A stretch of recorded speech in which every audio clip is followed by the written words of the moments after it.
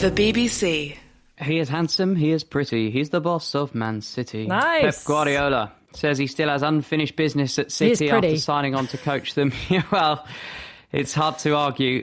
He signed on until 2023, 2 more years. 6 trophies so far in his 5 years at the Etihad. Here's 5 Live's Guillaume Balaguer.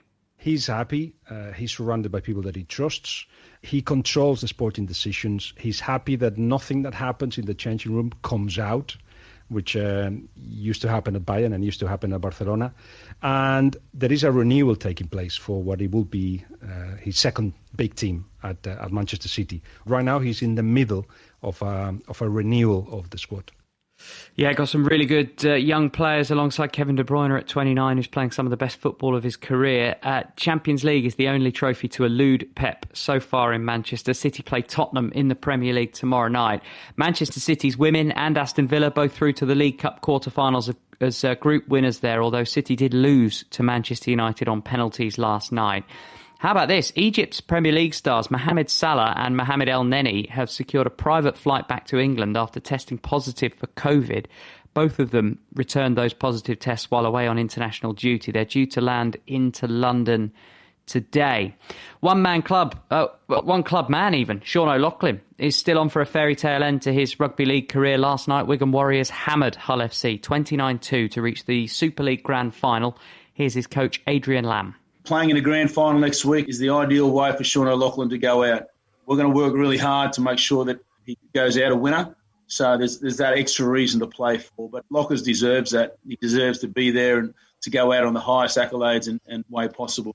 Yeah, it's amazing. He's been there for most of this century. Since 2002, he's played more than 450 games. His final one will be the grand final for Wigan against either St Helens or Catalan. Their semi-final is on Sports Extra tonight from 7. Elsewhere, Huddersfield have now appointed the former Salford boss Ian Watson as their head coach. Rafa Nadal's into the last 4 of the ATP Tour finals. He beat Stefanos Tsitsipas. Nadal has never been the year-end champion. It's always difficult to play here against the best players of the world every single day. End of the season, most of the time that you get here a little bit tired. Just excited to be in that semi-finals, and I'm going to try, I hope to be ready to try my best. Premiership Rugby returns tonight, just 27 days after last season ended. Rob Baxter and his Exeter Chiefs have barely had time to drink in last month's double-winning heroics. It was all agreed before the end of the season, the time off the players.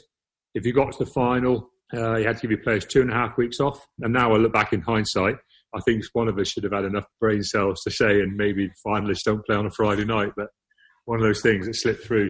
Exeter play Harlequins tonight. Sale face Northampton. England's women have been drawn with France, South Africa and Fiji for next year's Rugby World Cup. Wales face Australia and the reigning world champions New Zealand.